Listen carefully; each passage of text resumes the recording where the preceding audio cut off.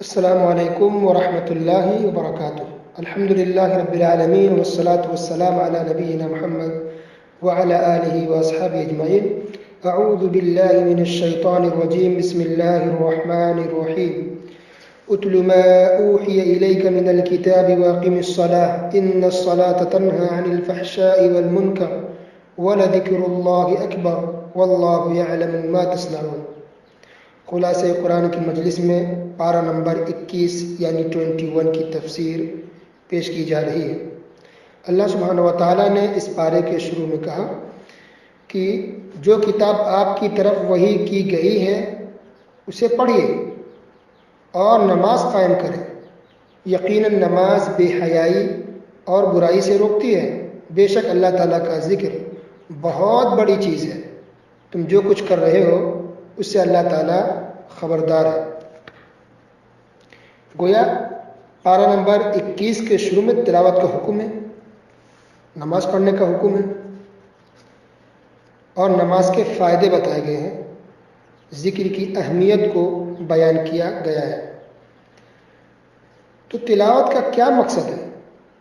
تلاوت کا ایک مقصد اجر و ثواب، دوسرا مقصد غور و فکر کرنا، معنی اور مطلب اور میننگ کو، ترجمے کو سمجھنا۔ نمبر 3 تعلیم و تدریس یعنی سیکھنا اور سکھانا۔ اور نمبر 4 واعظ و نصیحت میں قرآن شریف کی آیتوں کو استعمال کرنا، پڑھ پڑھ کے سنانا۔ یہ 4 اہم مقصد ہیں تلاوت کے۔ گویا جو لوگ صرف تلاوت کر لیتے ہیں جو ثواب کے لیے، وہ کافی نہیں ہے، وہ قرآن شریف کا حق ادا نہیں کر رہے بلکہ وہ ایک حصہ ادا کر رہے ہیں، بس ایک پارٹ کو۔ یہ 4 اہم بنیادی باتیں ہیں تلاوت کی، اور تلاوت کے مقصد اور اس کی ضرورت یہ ہے کہ تلاوت کے وقت یہ خیال ہے کہ جہاں اجر و ثواب مل رہا ہے تلاوت کا، وہاں اور بھی اہم مقصد ہے کہ قرآن شریف کو سمجھا جائے، اس کو ترجمہ سے پڑھا جائے، اس کی تفسیر پڑھی جائے، سیکھا جائے، سکھایا جائے۔ واعظ و نصیحت میں جب کوئی بات کرے قرآن شریف کی آیتوں کو اس کو استعمال کیا جائے۔ جیسے جب بیان اور اسپیچ ہوتا ہے اسلامک، آپ دیکھتے ہیں کہ علماء کرام قرآن کی آیتوں کو پڑھ پڑھ کر سناتے ہیں، دلیل دیتے ہیں۔ تو یہ اسلام دلیلوں پر، پروف پر چلتا ہے۔ کوئی بھی انسان اپنی طرف سے بیان نہیں کر سکتا بغیر حوالے، یا یہ کہے کہ بغیر دلیل کے انسان کو بات نہیں کرنی چاہیے۔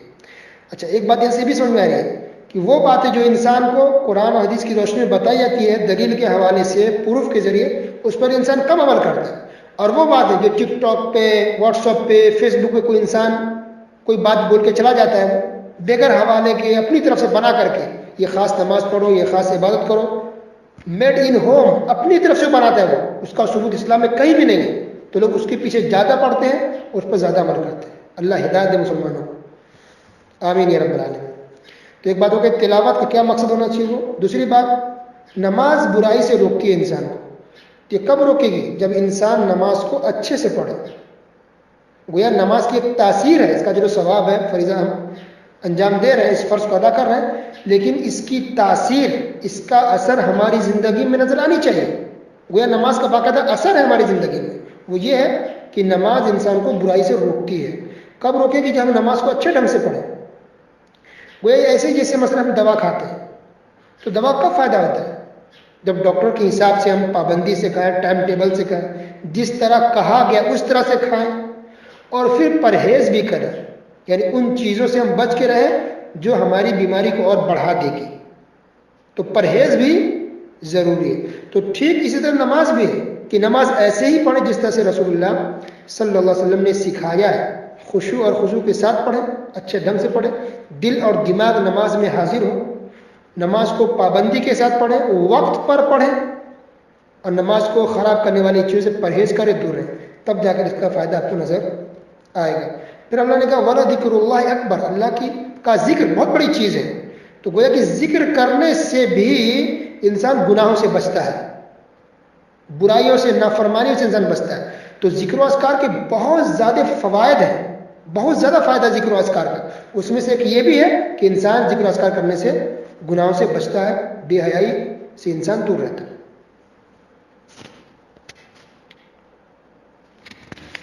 اس کے بعد آیت نمبر 56 میں اللہ نے بیان کیا کہ اللہ کی زمین بہت بڑی ہے. یعنی جب انسان مسلمان کہیں تنگ ہو رہا ہو، پریشان ہو رہا ہو، کافر مشرک ظلم کر رہا ہو، ستا رہا ہو، تو ایسے مسلمان کو چاہیے کہ وہ ایریا، وہ جگہ چھوڑ کے کسی دوسری جگہ چلا جائے تاکہ وہ اسلام پر، شریعت پر اچھے سے عمل کر سکے، اچھے سے اللہ سبحانہ و تعالیٰ کی عبادت کر سکے. اسی کو کہتے ہیں ہجرت کرنا. تو ہجرت صرف صحابہ کے زمانے میں نہیں تھا رضی اللہ عنہ، یہ قیامت تک ہجرت کا دروازہ کھلا ہوا ہے، تا قیامت. تو جہاں کہیں بھی انسان کو پریشانی تکلیف ہو رہی ہے وہ جگہ انسان چھوڑ دے، کہیں اور چلا جائے، دوسرے گاؤں چلا جائے، دوسرے شہر چلا جائے، 10 کلو 20 کلومیٹر کی دوری، 50 کلومیٹر کی دوری پر، 100 کلومیٹر کی دوری پر انسان چلا جائے جہاں انسان صحیح سے عمل کر سکے. کیونکہ ہر ایریے میں، ہر جگہ میں کافر مشرک مسلمان کو تنگ نہیں کر سکتا. کچھ خاص ایریے ہوتے ہیں جہاں اس کا غلبہ ہوتا ہے، بڑی تعداد میں ہوتے ہیں، وہیں ستاتے ہیں، تو اس جگہ کو چھوڑ دیجیے. تو یہ کوئی مسلمان سوچ کے چل رہا ہے کہ ہمارے پشتونی زمین ہے، باپ دادا کی زمین ہے، کیسے ہم چھوڑ دیں، یہ غلط بات ہے. یہ باپ دادا کی زمین اور یہ ہماری پہچان، یہ اس جگہ سے ہماری محبت سے زیادہ اہم ہمارا دین ہے، ہمارا ایمان ہے، اللہ اس کے رسول کی محبت ہے. اب ہجرت کیجئے اس جگہ سے، دوسرے گاؤں چلے جائیں، دوسرے شہر چلے جائیں، بدل دیجئے جگہ کو. جیسا کہ صحابہ کرام نے جگہ چھوڑی، مکہ چھوڑ کے سوچئے حبشہ چلے گئے تھے اپنے ایمان کو بچانے کے لیے، کیونکہ اس وقت مکہ میں عمل کرنا مشکل ہو گیا تھا ان کے لیے. تو جب وہ صحابہ کرام مکہ چھوڑ سکتے تھے تو کیا آج ہم اپنے گاؤں اور ایریے کو نہیں چھوڑ سکتے تاکہ ہم دین پر صحیح طریقے سے عمل کر سکیں؟ حبشہ گئے، حبشہ کے بعد پھر مدینہ گئے. تو ہجرت کا دروازہ کھلا ہوا ہے. جو مسلمان ستائے جا رہا ہے اللہ کے واسطے، وہ جگہ چھوڑ کے کوئی دوسری جگہ چلے جائے جہاں شریعت پر، اسلام پر صحیح طریقے سے عمل کر سکے. اس کے بعد اللہ سبحانہ وتعالیٰ نے فرمایا اللہ یبسط الرزق لمن یشاء من عباده ويقدر له، کہ اللہ تعالیٰ جس کے لیے چاہتا ہے رزق کے دہانے کھول دیتا ہے، بہت زیادہ رزق سے نوازتا ہے، دولت بہت دے دیتا ہے. اور جس کو اللہ چاہتا ہے اس کے لیے تنگی کر دیتا ہے، رزق اسے میسر نہیں ہوتی. اصل میں اس آیت کا پس منظر بیک گراؤنڈ یہ ہے کہ مسلمان، بلکہ صحابہ کرام رضی اللہ عنہ جب پریشانی میں تھے، تکلیف میں تھے، کیونکہ عام طور پہ غریب ہی مسلمان ہو رہے تھے، اور جو مسلمان تھے وہ غریب تھے، تکلیف میں تھے، پریشانی میں تھے. تو کافروں نے کہا، تانا دینا شروع کیا کہ تم دین پر ہو، صحیح دھرم پر ہو، اسلام پر ہو، توحید پر اگر ہو تو تمہیں تکلیف کیوں ہے؟ کیوں تمہیں کھانے پینے کی تکلیف ہو رہی ہے؟ تم تنگی میں تم کیوں ہو؟ تمہارا رب اللہ کیوں تمہیں اچھی نعمتوں سے نواز، خوشحال کیوں نہیں ہو جاتے؟ تب اللہ تعالیٰ نے یہ نازل فرمائی کہ کوئی تنگی میں ہے اس کا مطلب یہ نہیں کہ اللہ اس سے ناراض ہے، کوئی پریشانی میں اس کا مطلب یہ نہیں کہ وہ صحیح دن پر نہیں ہے، بلکہ مال دولت تو اللہ اپنی حساب سے دیتا ہے، اللہ کا نظام سسٹم ہے اور اللہ کی حکمت ہے کس کو دینا کس کو نہیں دینا. تو مال کا زیادہ ہونا اور کم ہونا یہ انسان کے اچھے اور برے ہونے کی دلیل نہیں ہے، بلکہ دلیل ہے کہ انسان حق پر ہو، شریعت پر عمل کر رہا ہے. مال دولت یہ الگ چیز ہے، اس کو انسان ایمان سے یا اسلام سے نہ جوڑے. اس کے بعد اللہ سبحانہ وتعالی آیت نمبر 63 میں نے فرمایا وَلَئِنْ سَأَلْتَهُمْ مَنْ نَزَّلَ مِنَ السَّمَاءِ مَاءً فَأَحْيَا بِهِ الْأَرْضَ مِنْ بَعْدِ مَوْتِهَا لَيَقُولُنَّ اللَّهُ. عقیدے کی بات ہو رہی ہے. دیکھیے اللہ سبحانہ وتعالی نے کہا کہ اے نبی پوچھئے ان لوگوں سے، یعنی کافروں سے پوچھئے، مشرکوں سے، من نزل من السماء ماء، کہ آسمان سے بارش کون برساتا ہے، پانی کون دیتا ہے، پھر اس پانی کے ذریعے زمین کو اللہ تعالیٰ زندہ کر دیتا ہے، یعنی اس میں اناج ہوتے ہیں، پیڑ پودے ہوتے ہیں، درخت ہوتے ہیں، یہ کون کرتا ہے؟ لَيَقُولُنَّ اللَّهُ، تو یہ کافر بھی کہیں کہ اللہ ہی کرتا ہے. اللہ اکبر. گویا مکہ کی مشرکوں اور کافروں کا یہ عقیدہ تھا کہ پانی برسانے والا اللہ ہے اور یہ غلہ اناج دینے والا، زمین سے نکالنے والا یہ کون ہے؟ اللہ تعالیٰ ہے. تو اللہ کو مانتے تھے، وہ رب مانتے تھے، خالق مانتے تھے، پھر بھی وہ کافر مشرک گردانے گئے. کیوں؟ کیونکہ وہ اللہ کے ساتھ شرک کرتے تھے. نفع نقصان کا مالک کسی اور کو بھی سمجھتے تھے، کسی اور کے سامنے بھی ہاتھ پھیلاتے تھے، کسی اور کے سامنے دعا کرتے تھے، کسی اور کے لیے بھی نظر و نیاز کرتے تھے، کسی غیر اللہ کے نام کا نظر و نیاز نکالتے تھے. غیر اللہ اللہ کے علاوہ دوسرے کو ایک کے نام پر نظر و نیاز کرتے تھے، شرک کرتے تھے. اس لیے کہا کہ مشرک کافر. گویا جو مسلمان آج اس طرح کے شرک میں ملوث ہے، چاہے کہ توبہ استغفار کرے، صرف رب مان لینا یہ آپ کے مسلمان ہونے کے لیے کافی نہیں ہے. اس کے بعد ہے سورہ روم. سورہ روم کے شروع میں، یہ سورہ بھی مکی ہے، اس کے شروع میں اس بات کا بیان ہے کہ عہد رسالت میں، یعنی نبی کریم صلی اللہ علیہ وسلم کے زمانے میں جب مکی زندگی کا دور گزر رہا تھا، مکہ میں تھے آپ صلی اللہ علیہ وسلم، تو اس وقت دو بڑی طاقتیں تھیں، ایک فارس یعنی ایران پاور میں، اور یہ لوگ آگ کے پجاری تھے، آگ کی پوجا کرتے تھے، اور دوسری بڑی حکومت تھی روم کی جو عیسائی مذہب کے ماننے والے تھے۔ ایک فارس ایک روم، ایک آگ کے پجاری اور ایک کرسچن، یہ دو طاقتور تھے۔ مسلمانوں کی ہمدردی عیسائیوں کے ساتھ تھی، کیونکہ بہت سی چیزیں عیسائیوں کی آج بھی ہم سے ملتی ہیں، وہ اللہ کو مانتے ہیں، رسول کو مانتے ہیں، آخرت پہ ایمان لاتے ہیں، جنت جہنم فرشتے سب مانتے ہیں، لیکن وہ کفر بھی کرتے ہیں، وہ شرک بھی کرتے ہیں، ہمارے آخری پیغمبر کو نہیں مانتے، یہ اس کا کفر ہے، قرآن کو نہیں مانتے، اس کا کفر ہے، لیکن بہت سی باتیں کامن ہیں، تو گویا کہ بت پرستوں سے یہ اچھے ہیں کرسچن، تو مسلمانوں کی ہمدردی کرسچن سے تھی۔ ہوا اصل میں یہ تھا کہ اس وقت یہ عیسائی ہار گئے تھے، مغلوب ہو گئے، نیچے ہو گئے، یہ آگ کی پجاری فارسی ایران والے پاور میں آ گئے تھے، تو مشرکین خوش ہو گئے، کیونکہ مشرکین آگ کے پجاریوں یعنی ایرانیوں کے ساتھ تھے، مشرکوں کی ہمدردی ایرانیوں کے ساتھ تھی، آگ کی پجاریوں کے ساتھ، تو وہ لوگ پاور میں آ گئے، مشرک خوش ہو گئے، مسلمان تھوڑی تکلیف میں آئے۔ تو اللہ سبحانہ وتعالی نے آیت نازل فرمائی سورہ روم، کہا کہ اگرچہ یہ روم کے لوگ مغلوب ہو گئے ہیں، نیچے ہو گئے ہیں، لیکن چند سال بعد ہی یہ لوگ پھر سے غالب ہو جائیں گے، اٹھ جائیں گے اور پاور میں آ جائیں گے۔ اور یہ چند سال کے بعد ہوا، بلکہ تقریباً 7 سال کے بعد یہ رومی حکومت پھر سے پاور میں آ گئی۔ یہ اس بات کی دلیل ہے کہ قرآن شریف یہ اللہ کی طرف سے ہے، جو یقینی طور پر یہ خبر پہلے آ گئی تھی 7 سال پہلے، بظاہر لگ نہیں رہا تھا کہ یہ ہاریں گے، ابھی تو بظاہر لگ یہ لوگ جیت سکتے، ابھی ہارے رہے ہیں، یہ لوگ نیچے آ گئے تھے، کیسے جیت سکتا ہے؟ پورے یقین کے ساتھ کہا گیا، اور یہ بات سچ ثابت ہو گئی، اور یہ روم کی حکومت یعنی عیسائی پھر سے حکومت میں پاور میں آ گئے تھے۔ گویا رسول اللہ صلی اللہ علیہ وسلم بھی سچے رسول، اور یہ قرآن شریف بھی اللہ کی طرف سے نازل کردہ ہے، یا اللہ کی طرف سے یہ خبر دے دی گئی تھی۔ تو غیب کی خبریں صرف اور صرف اللہ رب العالمین کے پاس ہیں۔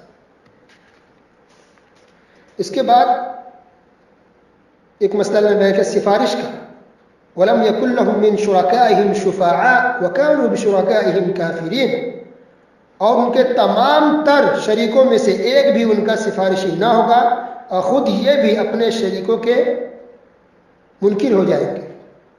یہ سورہ روم آیت نمبر 13 یعنی یہاں یہ کہا جا رہا ہے کہ یہ اللہ کے علاوہ جو دوسروں کو پکارا جا رہا ہے اور سفارشی بنا رہا ہے کہ ہماری بات کو اللہ تک پہنچائیں گے، یہ بات اور آگے بھی انشاءاللہ آئے گی 23 پارے کے اندر۔ مشرکین اصل میں جو عبادت کرتے تھے، غیر اللہ کی نظر و نیاز مانتے، ان سے دعا کرتے، نفع نقصان کے مالک سمجھتے، جب ان کو توحید کی دعوت دی جاتی تھی تو وہ لوگ یہی کہتے تھے کہ ہم مانتے کہ اللہ ہے، رب ہے، لیکن ہم اللہ کے علاوہ دوسروں کے استھانوں پر اور دوسروں کی چوکھٹوں پر اور دوسرے کے دروازوں پر ہم اس لیے جاتے ہیں کیونکہ یہ ہماری بات کو اللہ تک پہنچا دیں گے، یہ بڑے بزرگ بڑے ہستی ہیں، اللہ سے بہت قریب ہے، ہم گنہگار خطا کار، پتہ نہیں ہماری بات ڈائریکٹ اللہ سنے گا، قبول ہوگی نہیں ہوگی، تو یہ ہمارے سفارشی ہے، ہماری بات کو اللہ تک پہنچائیں گے، ہمارے لیے سفارش کر دیں گے۔ تو اللہ سبحانہ وتعالی کہا کہ سفارش نہیں ہوگی، جو بھی شرک کر رہا ہے، شرک کرنے والوں کی سفارش قبول نہیں کی جائے گی، ایسے لوگوں کے لیے سفارش نہیں ہوگی۔ سفارش ہوگی کس کے لیے؟ مومن کے لیے، مسلمان کے لیے، جو توحید پر ہو، خالص کتاب و سنت پر عمل کرنے والا ہوگا، اسلام پر صحیح سے عمل کرنے والا، اس کے لیے قیامت کے دن سفارش ہوگی، لیکن جو شرک کرنے والا اس کے لیے سفارش نہیں ہوگی۔ اس کے بعد ایک آیت ہے، آیت نمبر 17 فَسُبْحَانَ اللَّهِ حِينَ تُمْسُونَ وَحِينَ تُصْبِحُونَ وَلَهُ الْحَمْدُ فِي السَّمَاوَاتِ وَالْأَرْضِ وَعَشِيًّا وَحِينَ تُظْهِرُونَ۔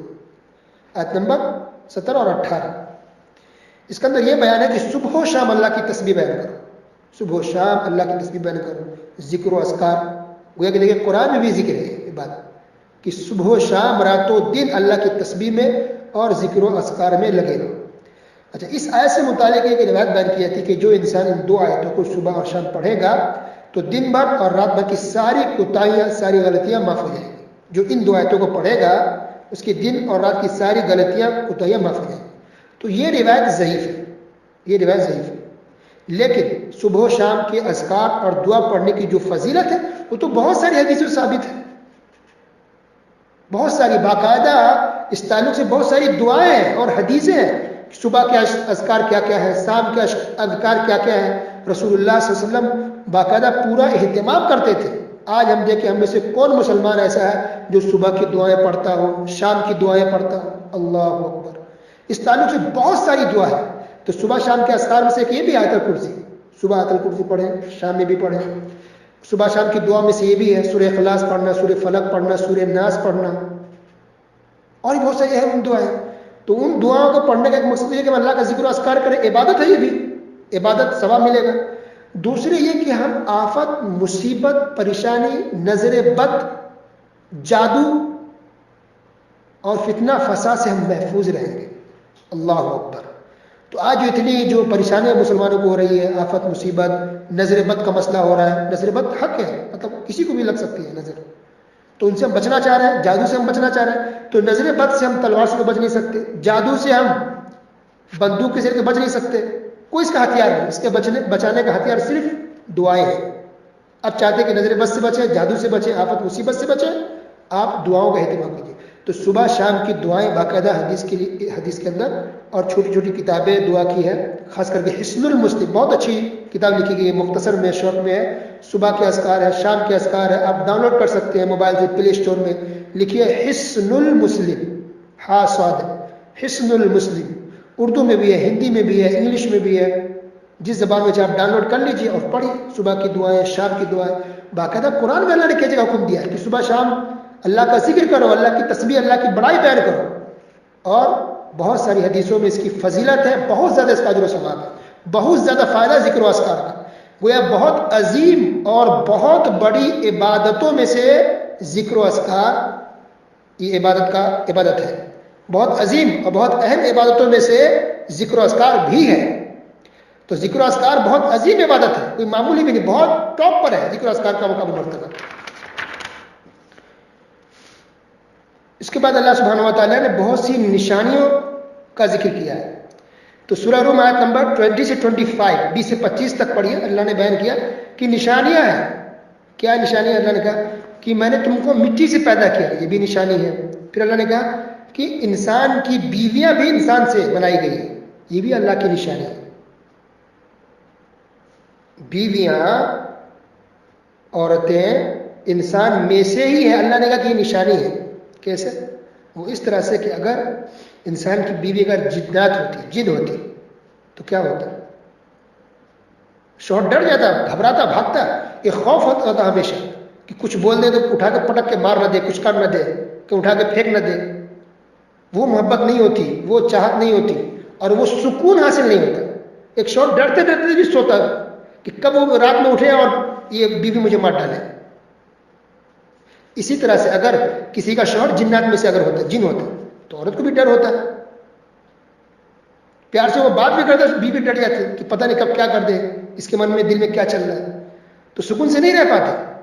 تو گویا کہ اللہ نے جو ایک مرد اور عورت کو انسانوں میں سے ایک دوسرے کا شوہر بیوی بنایا ہے, یہ اللہ کی بہت بڑی نشانی ہے, بہت بڑی حکمت ہے, اور بہت بڑی اللہ کی مہربانی ہے انسانوں پر. اس لیے کتنے سکون اور آرام سے ہم گھر میں رہ پاتے ہیں. پھر اللہ نے کہا نشانیوں میں سے ایک یہ بھی ہے کہ تمہاری زبانیں مختلف ہیں, تمہارے رنگ, شکل و صورت بھی مختلف ہے, الگ الگ ہے. تو کتنی زبان مختلف ہے؟ اردو ہے, ہندی ہے, انگریزی ہے, عربک ہے, بلکہ خود انڈیا کے اندر دیکھیں تمل ہے, تیلگو ہے. انسان نہیں سمجھ پاتا ہے. اردو جاننے والا جس کو تیلگو نہیں آتی, تمل جس کو نہیں آتا, اس کو کچھ سمجھ میں نہیں, کیا بول رہا ہے انسان. آدھا گھنٹہ بول جائے تیلگو میں, کچھ سمجھ میں نہیں آئے گا. تمل میں بول رہا ہے, کیا بول رہا ہے, کچھ سمجھ میں آپ کو نہیں آئے گا. ہم ایک ملک کے رہنے والے دوسری کی زبان نہیں سمجھ سکتے. یہ اللہ کی بہت بڑی نشانی ہے. وہی اس کی زبان ہے جو ہماری ہے, وہی دماغ ہے, وہی دل ہے, وہی آنکھ ہے, لیکن کیسے دوسری زبان بول پا رہا ہے, وہ کچھ نہیں سمجھ پا رہا. پھر ہماری زبان وہ نہیں سمجھ پاتے ہیں. پھر عام آدمی کے لیے عربک بولنا کتنا مشکل ہے, لیکن جو ایک بچہ عربی گھر میں ہی پیدا ہوتا ہے, کتنا آسان ہے. وہ پانی بھی مانگے گا تو وہ عربی میں ہی مانگے گا, روئے کچھ بات بھی کہنی ہے تو عربی میں ہی وہ کہے گا, اس کے لیے کتنا آسان ہے. پھر اسی عربی کے لیے اردو مشکل ہے کہ اردو کا ایک لفظ نہیں بول سکتا ہے. کہ الگ الگ زبانیں ہیں, یہ بھی اللہ کی نشانیوں میں سے ایک نشانی ہے. اس کے بعد اللہ سبحانہ غور سے سنیے, اللہ تعالیٰ نے اس کے بعد توحید کے ایک مسئلے کو بہت اچھے سے سمجھایا, مثال دے کر کے, کہ شرک کرنا کیسا ہے, توحید کتنا اہم ہے, اور شرک کتنا غلط ہے, اس کو اللہ نے مثال میں بیان کیا. تو سورہ روم آیت نمبر 28 میں دیکھیے, اللہ نے فرمایا ضرب لكم مثلا من انفسكم هل لكم مما ملكت ايمانكم من شركاء فیما رزقناکم فانتم فیہ سواء، آیت نمبر 28 سورہ روم۔ اس کا مطلب یہ ہے، اللہ نے مثال بیان کیا کہ تم میں سے اگر کسی کے پاس غلام ہو، غلام پہلے غلامی کا دور تھا، آج کی حساب سے ہم کہہ سکتے کہ نوکر چاکر ہو، نوکر ہو یا نوکرانی ہو، سروینٹ خادم ہے، تو اللہ نے کہا کہ کیا تم چاہو گے کہ یہ نوکر، یہ غلام تمہارے پراپرٹی میں حصے دار ہو جائے اور تم اس کو حصے دار بنا دو گے؟ کبھی گوارا ہوگا؟ نہیں ہوگا۔ تو پھر کیسے تم شریک کرتے ہو اللہ کے ساتھ؟ کیسے تم اللہ کے ساتھ کسی کو شریک کرتے ہو، اس کا پارٹنر بنا دیتے ہو، جب تم کو اتنا گوارا نہیں کہ تم اپنے غلام کو، اپنے نوکر کو، اپنے کام والی کو، اپنے سرونٹ کو اپنے پراپرٹی میں حصے دار بنا دو؟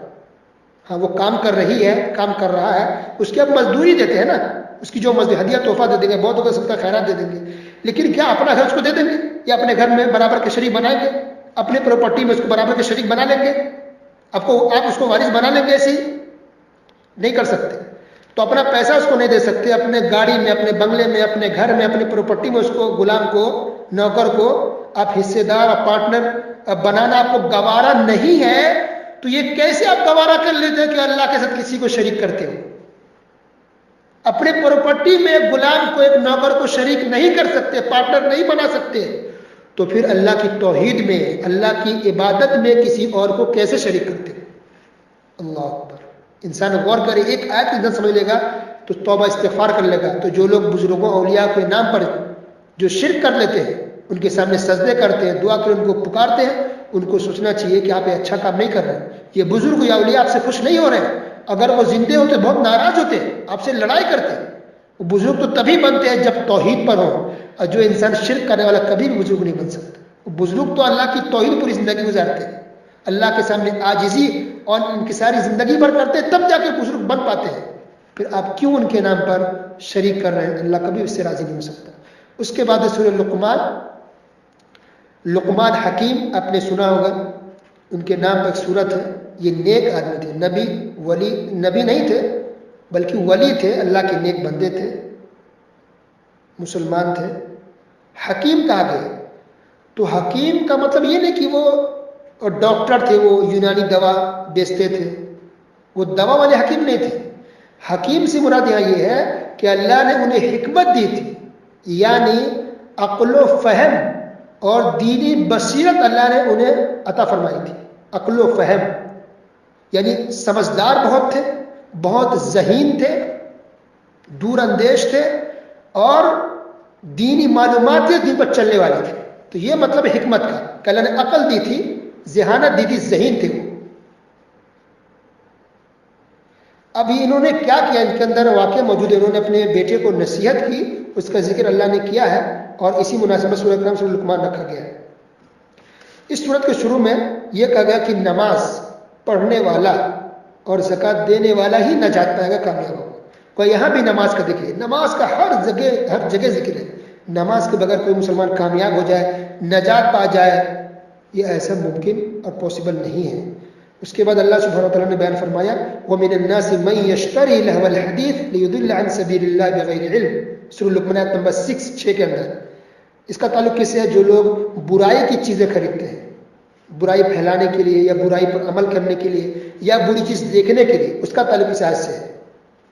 جیسے فلم دیکھنے کے لیے انسان موبائل خرید رہا ہے، فلم دیکھنے کے لیے انسان ٹی وی خرید رہا ہے، فلم دیکھنے کے لیے انسان چپ لے رہا ہے، میموری لے رہا ہے، ڈاؤن لوڈ کر رہا ہے، کچھ بھی برائی کرنے، برائی دیکھنے، برائی پہنچانے کے لیے انسان جو بھی آلہ، جو بھی مشین یا جو بھی اس طرح کی چیزیں خریدتا ہے، اللہ نے اس کو سخت دھمکی دیا کہ جو لوگ اس طرح کی چیزیں خریدتے ہیں، اولئک لہم عذاب مہین، ایسے لوگوں کے لیے دردناک رسوا کن عذاب ہے۔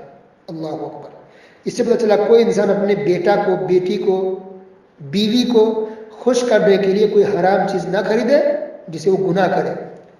تو گناہ کرنے والی چیزیں انسان خرید کے نہ دے، اگرچہ ان کا ضد ہو، اگرچہ بچے روئیں، اگرچہ بیوی کا ضد ہو، یا اگرچہ شوہر کا ضد ہو، کوئی انسان ایسی چیز نہ خرید کے لائے یا گفٹ نہ کرے حرام چیز، کیونکہ ایسے لوگوں کے لیے قیامت کے دن دردناک اور رسوا کن عذاب ہو۔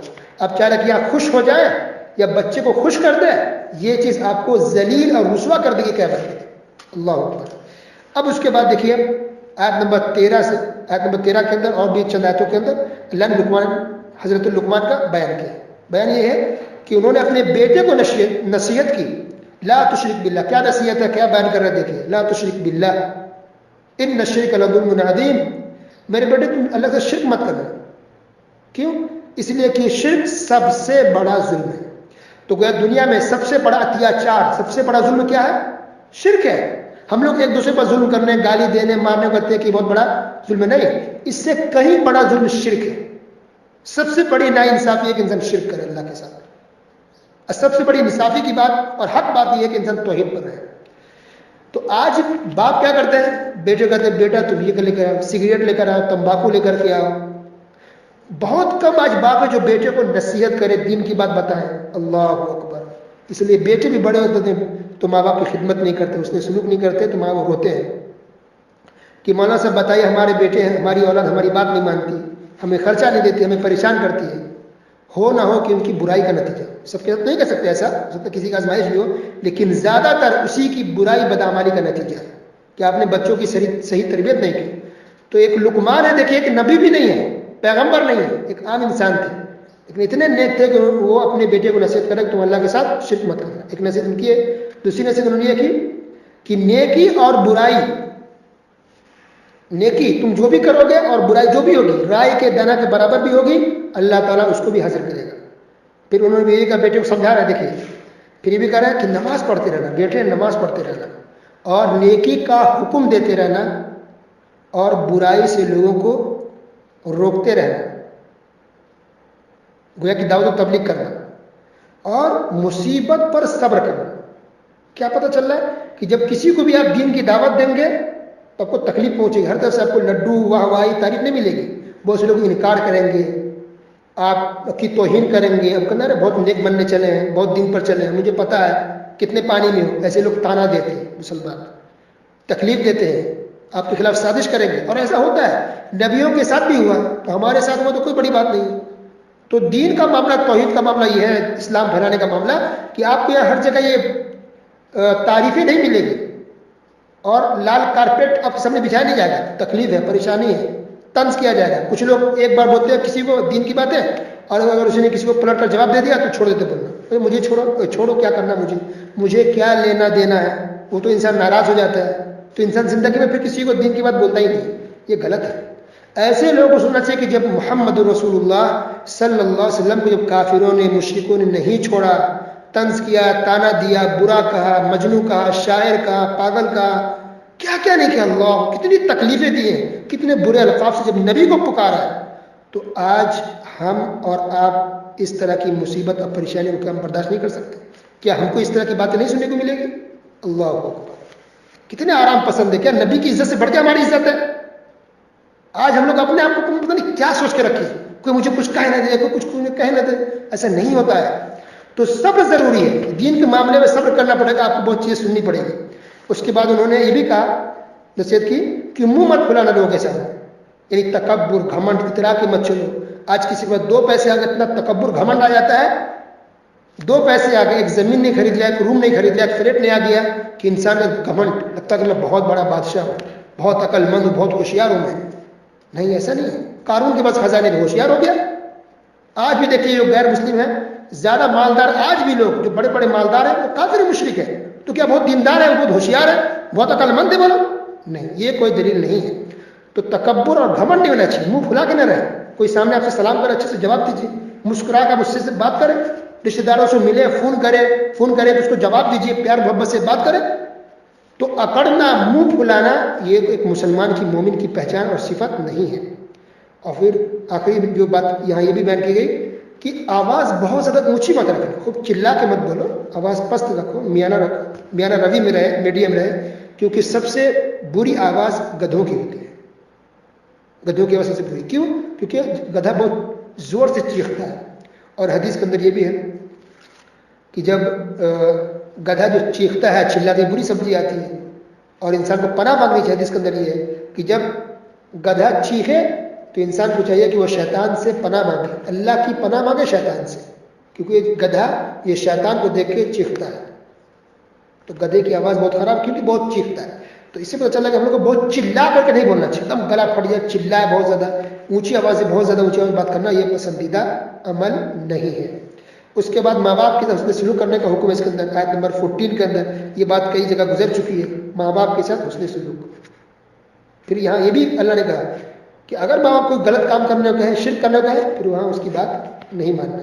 اس کے بعد اللہ نے کہا کہ دنیا کے تمام درخت پیڑ پودے کا قلم بنا لو، اور جتنے سمندر ہے اس کی سیاہی یعنی انک بنا لو، 7 سمندر اور بھی لے آؤ، اور پھر قلم سے لکھنا شروع کر دو، تبھی بھی اللہ کے کلمات ختم نہیں ہوں گے، یعنی اللہ کی تعریف ختم نہیں ہوگی، اللہ کی حمد و ثنا ختم نہیں ہوگی، اللہ کی نعمتوں کا بیان ختم نہیں ہوگا، اللہ کی شان کو ہم بیان نہیں کر پائیں گے، اللہ کی عظمت، اللہ کے مقام و مرتبے کو ہم بیان نہیں کر سکتے۔ اللہ اکبر!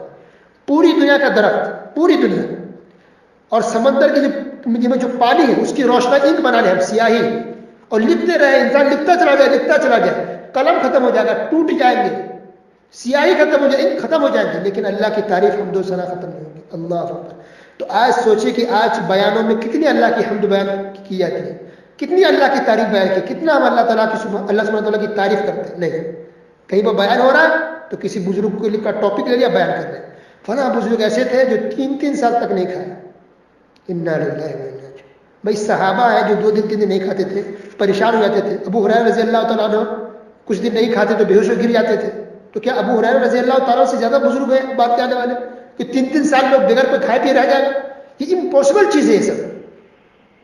اس سے اندازہ ہے کہ یہ لوگ کتنا گمراہ کر رہے ہیں لوگ، بس رات دن اولیاء و بزرگوں کی جھوٹی تعریف، جو صحیح تعریف الحمدللہ ٹھیک ہے، لیکن بنا کے 3 سال نہیں کھائے، 5 سال نہیں کھائے، 1 مہینے تک ایک ہی وضو سے نماز پڑھتے رہ گئے۔ کوئی انسان 1 مہینے تک ایک ہی وضو سے کیسے نماز پڑھ لے گا؟ کیا انسان پیشاب پخانہ نہیں جائے گا؟ مطلب عجیب، انسان سوئے گا نہیں، سونے سے وضو ٹوٹتا ہے، پیشاب پخانہ سے ٹوٹتا ہے۔ تو جھوٹی قصے کہانی بیان کرتے ہیں، اسی جگہ پر انسان اگر اللہ کی تعریف پر، اللہ کی حمد و ثنا بیان کرے تو اس پر ثواب ملے گا، ہمارا ایمان مضبوط ہوگا۔ اور آخری جو آیت ہے سورہ لقمان کی وہ یہ ہے غیب کی کنجیوں کے بارے۔ ان اللہ عنده علم الساعہ، اللہ نے بیان کیا کہ قیامت کب آئے گی، اس کا علم صرف اللہ کے پاس ہے۔ آج کچھ لوگ بیان کرتے ہیں 4 سال کے بعد قیامت آنے والی ہے، 3 سال کے بعد قیامت آنے والی ہے، جو بھی پیشن گوئی کر دو کہ 4 سال میں آئے گی، 10 سال کے بعد آئے گی، سمجھو کہ ان کا جھوٹا ہے، اس کی خبر کسی کو نہیں ہے۔ اللہ نے کہا قیامت کب آئے گی یہ صرف اللہ جانتا ہے، بارش کب ہوگی، کہاں ہوگی، کتنی مقدار میں ہوگی، یہ اللہ ہی جانتا ہے، کسی کی خبر نہیں۔ ہاں ابھی جو بتا دیتے ہیں کہ کل صبح بارش ہو سکتی ہے، رات ہو سکتی ہے، آج کل تو یہ مشینیں لگا کے رکھے ہوئے ہیں، تو مشین سے ایک اندازہ ہوتا ہے کہ یہ بارش آج سے ہو سکتی ہے، بادل لگ رہے ہیں، یہ آثار ہے، تو اس کو غیب کی بات نہیں کہیں گے، ٹھیک ہے، کیونکہ مشین کا اندازہ ہوتا ہے، اللہ تعالیٰ نے ایک سسٹم بنا دیا ہے، کچھ اثرات ہوتے ہیں اس کو دیکھ کر کے اندازہ لگاتے ہیں۔ اچھا یہ لوگ بھی جو اعلان کر دیتے ریڈیو پر کہ بارش ہونے والی ہے، کبھی نہیں بھی ہوتی، ایسا بھی ہوتا ہے، تو یہ اندازہ لگاتے ہیں مشینوں کے ذریعے، اس کو غیب نہیں کہتے، لیکن بغیر مشین کو بتا دے، ایسے آج کو بتا دے کہ 2 دن کے بعد بارش ہوگی یا نہیں، 1 ہفتے بارش ہوگی نہیں، پھر یہ کہ کتنی مقدار میں بتا دے کوئی لیٹر میں گن کر کے کہ فلاں جگہ پر فلاں ملک میں اتنی لیٹر میں بارش ہونے والی ہے، نہیں بتا سکتا، اس کے قطرات کتنے گریں گے کوئی نہیں جانتا، اللہ ہی جانتا ہے۔ ماں کے پیٹ میں کیا ہے وہ بھی کسی کو پتا نہیں، لیکن آج مشین کے ذریعے پتا کرتے ہیں نا کہ بیٹا یا بیٹی ہے، بس بغیر مشین کا بھی پتا نہیں ہوتا تھا۔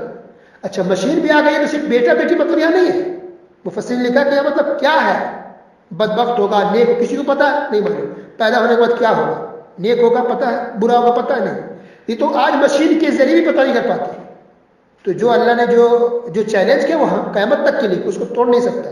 تو ماں کے پیٹ میں کیا ہے اس میں ساری چیزیں شامل ہیں کہ نیک ہوگا، برا ہوگا، اچھا ہوگا، کیا ہوگا، نہیں ہوگا، کب اس کی شادی ہوگی یا آنے کے بعد کیا اس کے ساتھ ہونے والا ہے، یہ کسی کو پتا نہیں۔ تو ماں کے پیٹ میں کیا ہے یہ اللہ ہی بہتر جانتا ہے، کسی کو پتا نہیں۔